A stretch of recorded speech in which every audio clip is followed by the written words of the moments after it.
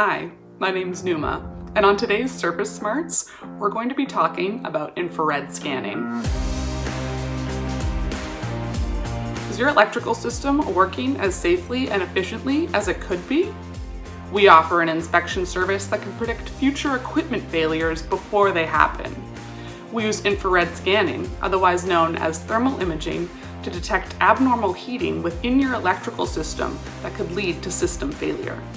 Even with regular maintenance, there could be issues within your electrical system that can only be detected with the use of an infrared camera.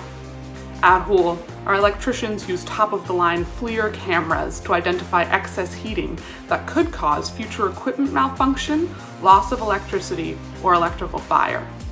The electricians who perform infrared scan inspections are certified thermographers who are trained to identify problems and give detailed recommendations on how to improve the safety and efficiency of your electrical system.